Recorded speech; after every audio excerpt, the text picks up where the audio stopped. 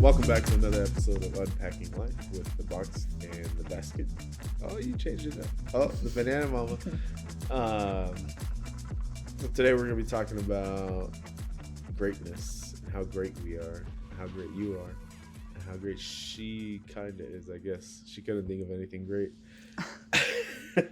Before we started talking about the topic, I was like, let's talk about stuff that we're great at or people that we know that have done great things. And I guess she lives under a rock. I don't know. So I guess we'll see what she comes up with. I don't know what's great about me. Everything. I'll tell you some things in a bit. Okay, great. But honestly, I don't even remember what got me thinking on this topic. I think I was on social media and I saw one of my buddies that I grew up with. Mm-hmm. And I saw like he was doing a podcast and he works for an NBA team now. And I just remember thinking, I was like, I'm so proud of this dude. Like, he came from nothing. And, like, he's grown up to be a really awesome person.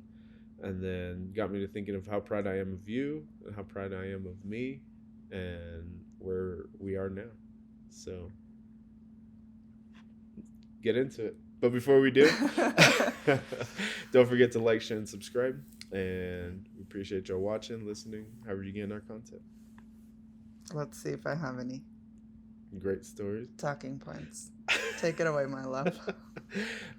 So this friend, I'm sure if he listens to it, he'll know. But I always tell his story because it's crazy. But we're in high school, and I didn't live with my parents, and I kind of couch surfed with different family. And I was with one of my cousins living at their house, and I think it was 2, 3, 4, 5, 6, 7 of us there, 8 of us with the kid. Mm-hmm. And it was one little bathroom, and it was like a toilet, the shower, and the sink, and that was it. Like no room, barely anything for standing. So we would share the bathroom, and my buddy would come over, and he never had power at his house. They like rarely had, decent meals and stuff. And he would come over and ask to borrow the shower or use the shower. And so we would let him take a shower, obviously. And we would hear the water like turn on, and then he would turn it off. And turn it on, turn it off, turn it on, turn it off. And I'm like, what the hell are you doing, dude? Like, why are you like keep turning off the water? He's like, I'm not trying to waste water. So I guess what he would do, he would like turn on the water, like rinse himself off, turn it off, lather up with soap, shampoo, whatever, and then turn it on, rinse off real quick, and then turn it off, and then be done. Mm-hmm. And I was like, why are you doing that? Just take a damn shower. Mm-hmm. And, just the way he grew up, like they rarely had water, or they try to conserve as much as they can. And even playing football, like he didn't have, a lot of the equipment and stuff. And I mean, we all grew up like that. And somehow this dude, he was always like a positive person, and he still is. I'm talking to him about him like he died or something, but he's always a positive person, and just somebody that I looked up to at that young of an age. Like I think he's a year older than me, and so he ended up getting a scholarship to go to NAU, Northern Arizona University, I believe, and then he got his doctorate degree, and then he started working in physical therapy. He worked for a very big place in Phoenix that had like a lot of college athletes that were transitioning into like professional sports, so like the NBA, NFL, stuff like that. So I know he has like signed memorabilia from like really big names like OBJ, and I know Leighton Vander Esch, he was with him. Vanessa has no idea what I'm talking about. I'm like, OBJ. Odell Beckham Jr. I knew that. Okay. I was thinking. So like he worked with a lot of these like big athletes, big name athletes. And then just a few years ago, maybe 2 years ago, he got picked up by one of the NBA teams, and he's like their in-house physical therapist. So anytime they play Denver, the Nuggets, I try to go up there and meet him for lunch or dinner or something, and Hmm. he hooked us up with tickets to the last game that they were here, so it was super cool. But um, there's just been a lot of people like that in my life where like we grew up together and then they flourished into something big and something amazing where the odds were stacked against us, and I think that's great. Hmm. So that's kind of what made me want to talk about that. And you're like, you don't have any stories like that? I'm like, oh, I don't. But also, like, I don't regularly talk to the people that I grew up with as a kid because they live in another country. Yeah. So we're going to Germany in October. Mm-hmm.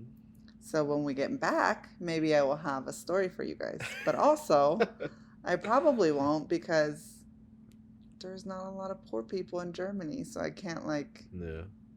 super relate to that. Like, I recognize what that is for you, and I'm super proud of you. And, like, it is, like, very moving to me and, like, super inspiring. But I was just a spoiled little brat. I don't know what else to say. That's facts. You were? I'm not anymore. I'm Oh. not. So.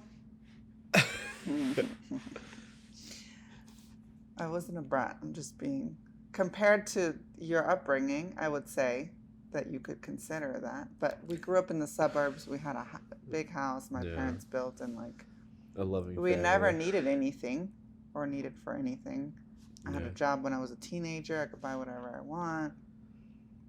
I didn't have a lot of struggles. I did have a few struggles that were self-inflicted when I like turned 18, 19. Because I didn't want to live at home anymore with my mom's rules and stuff. So then I moved in with my ex-boyfriend slash ex-husband, and that was a little.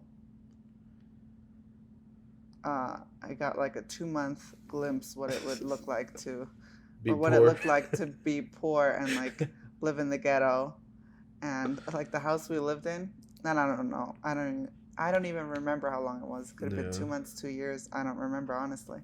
But like one of the houses we lived in, there were no floorboards. Like you could see down to the dirt. Uh-huh. There were floorboards, but some were missing, and so you could look down to the ground, like Yeah. underneath you.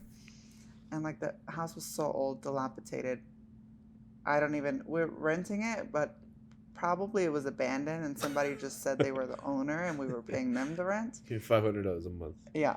And like the bathroom was so gross, and like the tub was black and gross and just disgusting that I would ask my friend Tanya if I could shower at their house because I hated showering at the gross house. Yeah.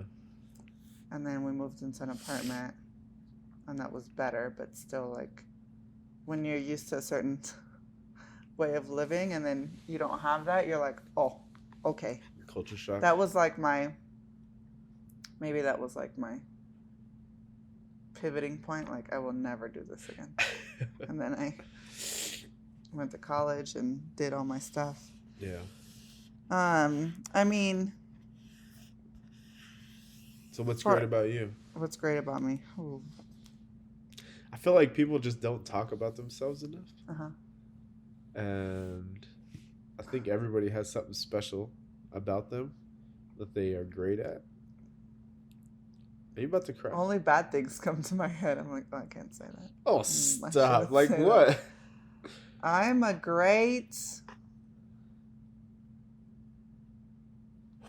Mom, wife, friend. Yeah, for sure. I don't know. Just People get so weird about saying that. I'm like, I'm a great wife. I am a great wife to you. To me? Who else are you a wife to? Are you a bad wife to somebody else right now? No, like, I'm just saying. You sure about that? You sure about that? Like, you're lucky. I'm a great wife to you. That's fair. I feel like as a mom, you always feel like you're not great enough. That's probably a bad thing to say, but I just feel like people don't talk about themselves enough or give themselves enough credit. Because I feel like everybody does something great, right? Whether it's for yourself, whether it's for your spouse, significant other, your kids, your parents. I know a lot of people that like take care of their parents, and it's a lot. Like I would never have to take care of my parents because they're my mom's with her husband. They can take care of each other. Mm-hmm. um, but I think there's a lot of great stories in their own right. Like it doesn't have to be you don't have to be rich and famous to be great. Right. You just have to be a decent human. Like something that about myself that I think is great is that I'm a really loyal person and friend, Mm-hmm. and like I give To a anybody. fault. Well, if you're my like if I call you my friend, you're a freaking friend. Yeah. Because I don't have very many friends, and I have a lot of acquaintances and people that I know and talk to. Mm-hmm. I always tell people in high school, the year that I went, in like middle school, um, I was like the popular loser, where like everybody knew who I was, but I didn't belong to like a specific group. Mm-hmm. Like I wasn't an emo kid. I wasn't like into rock, but I liked rock. I wasn't. Oh, I was like rock, like the drug, No, like like rock crack music. rock. Yeah, rock music. No. But like I don't remember belonging to like a specific group of people, and but like I knew everybody everywhere. Like I would walk through the halls and I could say what's up to everybody or talk to anybody and hang out with anybody. I feel like I'm the same way now, where I can get along with anybody for however long Mm-hmm. we need to, especially at like weird parties that we go to. Mm-hmm. Not those kind of weird parties, but like you can socialize. yeah. I could tell you easily I suck at socializing. I hate it with a passion. But I would, and then I can't really say I'm a loyal friend. If they're a good friend, okay. Oof, so this is getting juicy.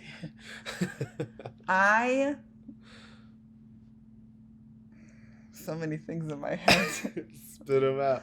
Like, if you're a good friend to me and I'm a good friend to you, you'll always be my friend. Yeah. If you're my friend and then you start acting like an asshole, or like you're taking more from me than you're giving, then you're not going to be my friend anymore. Yeah. But I feel like, I guess I'm like a good friend. Like when a friend needs me, Mm-hmm. I don't tell them what they want to hear. I tell them like what the truth is. Like if someone calls me complaining like about their husband or boyfriend or like a situation, I'm not going to tell them like, oh yeah, they're wrong. Choose sides. I like, if they're wrong, I tell them they're wrong. So Yeah. I am a good friend. So like, several people. Yeah. I'm a good listener. Mm-hmm. I'm a good problem solver. Are you? I'm a good complainer. Excellent at that. I mean, excels. That's the first thing that came to my mind. What? Complaining? I'm a good complainer. Well, that's because you're German. Germans just love to But complain.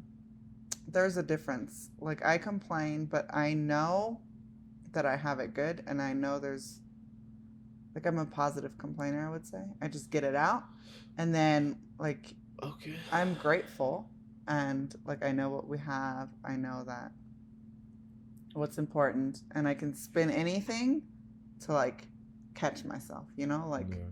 if I'm complaining like, oh, I'm stuck in traffic. Well, you're stuck in traffic at 2:00 on a Wednesday. Most people are sitting in an office. Like, you don't have it so bad. Like, Yeah. I immediately usually catch myself. Mm-hmm. And when I'm like being dramatic or complaining, I will even call myself out and say, like, I'm just complaining. I'm just being dramatic. Like, I don't have like the victim mentality, I guess you would say. Mm-hmm. And I think that's a great thing about me. And that's why we get along, because if I was a victim, then you could not be married to me. Oh, no. Because I know you don't like that. No. Can't stand it. I don't have like a rags to riches story like you do. I think you kind of do. We were in rags when we first moved here. And you did really, really great at real estate. Yeah. But I feel like it changes you more when you're like homeless as a kid, right? Yeah. Like, Well, you it drop puts out a in ninth different- grade, puts a different fire under your ass for sure. Yeah, like I admire it about you that like you've come so far and that you have such a good mindset and that you've done everything you've done. Yeah. But I don't think that I can fully understand it. Because to fully understand it, you would have to be in a similar or same situation. Yeah. And I just never had to like really fear for my life or really like figure out where I'm going to live as a kid. Mm-hmm. Or like, I had a roof over my head. I could go to school. I didn't have to worry about, oh, well, I have to drop out in ninth grade because I don't have anywhere to live or I keep getting in trouble or whatever. Mm-hmm. Yeah, it'll mold you into something that you need to be more than what you should be. Because I don't know, if I left it up to society, I would definitely be in prison right now, 100%. Yeah. So I'm very grateful for, I guess, the people around me and the role models that I had, good and bad, because I took a lot of the bad and was like, I definitely don't want that life. So it's good. But I'm really proud of everything we've accomplished. And I think another great thing that we both have is our parenting. I feel like we do pretty well. Our kids are taken care of. And I think everything that we do in some way or form is to work towards the family goal, not just our own selfish goals. Yeah. So I feel like we have like an awareness. Like we're not perfect parents. We're figuring it out every day. yeah. But like we're not set in our ways where we just have one approach and that's how it's going to be. Like we're flexible and we try to figure out as we learn more about the kids or our family or our dynamics to like change things up to make everybody happy and to like fit their personalities and like what we're doing. Where, like in the 80s, 90s, I feel like it was a little bit different. Like you just raised everybody a certain way and that's how it was. Yeah. And I don't know. I just feel like we have more like of an awareness. I think a great thing about us is that we are not afraid to apologize to our kids, and I love that because I know that's not always a common thing for parents to do. Yeah. What else? Do you have another great story? I guess on the parenting thing, like growing up, I was around like alcohol abuse and I would get smacked by my dad all the time, and my brother and my sister would get hit too. And I remember as a kid, I was like, I'm never gonna do this to my kids, and I smack them now, but not nearly as bad. Well, your dad probably beat you, and we don't beat our kids. Yeah, no. Like I would get strangled and stuff, and get hit with belts. And now, I mean, I snap my fingers at the kids, and they get scared. So it's a little different. Well, we don't really. But Dion doesn't need to be smacked. Aubrey does sometimes. Oh, he will one day. Dion is our oldest. He's 14. He's almost 6 foot tall. And I told him, like, listen, because it goes through every boy's brain. When they're usually like 15, 16, 17, they get this crazy wild idea in their brain. They're like, I think I can take dad. And I told him, I said, dude, listen, one day this thought is going to come into your brain and I'm going to have to beat your ass so bad so that it never happens again. So I'm just waiting for the day for him to come up to me and be like, I'm ready. I think I can take you. And then I'm just going to fuck him up. Oh my Maybe gosh. we'll do it Hopefully at I'm not True. home. Maybe we'll do it at True. Yeah. On the mats or with some gloves. But do you think that, so like the kids now are exposed to martial arts? And were you as a kid? A little bit, like off and on. Nothing like the kids are in now. Like my dad had me in Taekwondo, and then after my parents got divorced, my mom couldn't afford it. My dad wasn't going to pay for it, so it just stopped. Like seeing how important it is now, especially like in the world we live in, and for Aubrey as a girl, do you think and how much structure it could give you and confidence and all that, do you think it would have helped you when you were a kid? I think it helps most people. Mm-hmm. If I was to go consistently, or if I went consistently when I was a kid, Mm-hmm. it probably would have. It helped a lot just because I did Taekwondo first, and then I was in boxing for a few years. Um, so it helped me when I lived in the streets. To Like I defend could fight, yourself. yeah, I I guess could it's a fight, different and circumstance too. Like you had, I guess, in a way, the instructors, if they're really good or like they have an interest in making you better, yeah, they could like pull you out of a bad situation. hmm But also, you had like other influences like that. And I right, think like the people that were in your life and made bad decisions and then were open about like fixing them or just like try to get you out of the situation hmm and had good influences on you yeah, is what helped it. yeah, And our kids, I mean, they're not like they have a roof over their head. They'll never need for anything. So it's totally different yeah, kind of upbringing hmm for them. It's closer to how I grew up for sure than what you grew up with. yeah, I guess my dad kind of grew up like you did. hmm So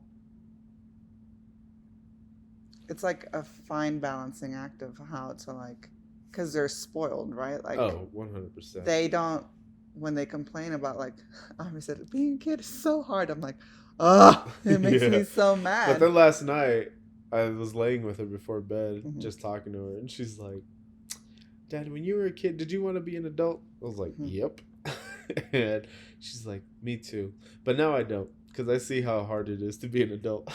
So she said she wants to be a kid forever. Yeah, I was like, "Oh, I wish, dude." that's very wise of her and Yeah, insightful. but back to like the martial arts and stuff like that. I think it's good for kids just because most people in their lives have never gotten punched, have never gotten hurt by somebody else, Mm-hmm. have never been in a fight. And I think that instills a lot of discipline, even if you're not on the street getting in fights, but just to adversity and how to deal with it when it comes, because it's going to come eventually, right? You're going to get into an argument with somebody or a disagreement with somebody. And if you've already had that background of like being in martial arts and jiu-jitsu, of being in a hard situation and be able to think your way out of it, I think that helps with a lot of life aspects as well. I just think like mentally it could be really challenging Yeah.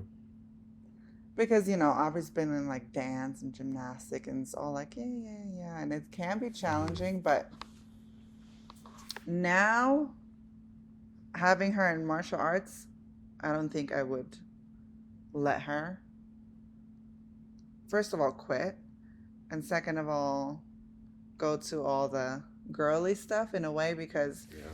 once you see the other side and like the confidence that it's like instilled in her and like the discipline and some of the things she says now, Mm-hmm. she would have never learned dancing or doing gymnastics. Not saying that that's like that's for our daughter. Like if something Right. else works for someone else, that's fine. But like the tenacity Mm-hmm. and like The confidence that it the builds. confidence that it builds, and like just for her safety. Like I'm a woman, I've been in situations where I'm like, how am I still alive? Like I did some Yeah. sketchy stuff with my friends when I was a teenager, when I was a young adult. I'm like, how did I survive this? Right. And just knowing that like she's going to continue doing this Mm-hmm. and that she'll be able to defend herself or like have a better awareness that some kids don't have, Yeah. that you would get like growing up on the streets, Mm-hmm. I guess, that she still gets now, is like very like comforting to me, because Yeah. even now like she's so strong, and like when I try to mess with her, like she hurts me. Yeah. No, she's strong. I mean, she's definitely a fighter. And I know we've said it before where I think it was like the first competition class that she went to. She like got kicked right in between the legs, and Mm-hmm. I was like, "Ooh, that looked like it hurt." Mm-hmm. And she just kept fighting for like another 2 or 3 minutes, and they took like a water break, and she came over, and I'm like, "You good?" And she just put her head in my chest and started crying. She's like, "I got kicked right into private."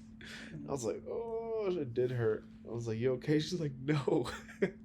So I was like, "Do you need to take a break?" She's like, "No, I just need to wash my face." So she like walked to the bathroom, finished crying, put water on her face, and then went right back out to another fight. I was like, "Good for you, girl." I guess so. She started at 8. She's 9 now. It's about to be 10. I'm in my 30s. And I did judo when I was a kid. Not for very long. Me and my Black brother. belt judo And then over we here. quit. Or we got out of it. I hated being slammed on the mat. And I hated going. And I'm sure we convinced our parents to like not let us like just quit. I don't know what happened. I'm sure my mom could tell me. But I don't remember. And so when I started like kickboxing was fine. Like I still don't get it. Like I just have lead feet, and teachers always like, "You need to move." I'm like, I just okay, I'm trying. Help me. But then jujitsu, like the first few weeks, I feel like I just like every little thing, like it hurts, right? Like there are a lot of things that hurt, and people are pinching you and slamming you on the floor. Her legs and arms are covered in bruises all the time. And it's been like a year now. And I could say that I'm getting tougher in my 30s. Yeah. And in the beginning, I mean, all you would hear is me making noises because I was like, ow, oh, ooh, or laughing because I'm hurting and I don't want to. And like, I just kept going and kept going. And like now when I get hurt, it barely bothers me. Like if I say something, I probably, like the other, when was this? Yesterday. When Ro kicked me in the head. No. Oh, she didn't mean to, obviously, but you. I literally felt like my brain got shook really quick. But then I was fine. And like my biggest fear having a daughter was that like she would grow up to be with someone that like would abuse her or beat her. Yeah. Or like something bad would happen to her. Mm-hmm. And I know I can't prevent it. Right. But I feel that now, like how it's changed her in like just this last year, that it every year that goes by makes the chances less that something like that would happen to her. Yeah. And I feel like I was in situations where I've gotten dragged out of cars, kicked by people, and like I've fought back, right? Yeah. But if I had the training that Aubrey's getting, not by me, by the way, not by him. I guess that's a good disclaimer. Yeah, before our time. I mean, I never felt like, oh, woe is me, you know, I got abused, whatever. Like, It happened, and that's it. And, like, there's far, like, worse beatings that people have gotten. Like, I'm fine, right? But I feel like if I had maybe continued judo and not quit, then I would have, like, I would have gotten out of the relationship sooner. Yourself. That wouldn't have happened to me. Yeah. The other person probably would have been choked out or something. And so, I don't know, it's just a long tangent to say I think martial arts is really important for kids, especially girls, because the world is crazy and I don't know. It makes me nervous for Aubrey to leave the house one day. Yeah. And for the boys, too. I mean, it's not just girls that are being attacked. And if anything, I feel like boys are challenged physically more, just in fights. When you, especially like Dion going into high school, you know, he's gonna be going to house parties and stuff, and maybe somebody scuffs his shoes. I don't know what could happen. Back in the day, those are fighting words. So it's good for them just to build that confidence and the strength and ability to fight and defend themselves if they have to. Yeah. And I always tell them, like, don't be afraid to throw the first punch, because that's not always the person that's going to get in trouble. If you can articulate why you're throwing the first punch. Like, he was coming, I felt like he was about to attack me, and I was defending myself by pushing him back. Or like, we're not teaching them to randomly go up to people and punch them, but like, if it's coming, like, and they're about to hit you, don't let them hit you. You hit them first. You don't have to get punched first to be right. So, I mean, we live in these things will probably, knock on wood, never happened, but makes me feel better at night that Yeah. they're like Prepared. you know, If the you other stay ready, sports, you ain't gotta get ready. yeah. So, those are just a few things of our life that we think are great, and that I think I'm great, and that I think you're great at. So leave a comment. Let us know what makes you great and what you think others are great for. So thank you very much for watching, listening, however you're getting our content. Don't forget to like, share, and subscribe, and we'll see you on the next one.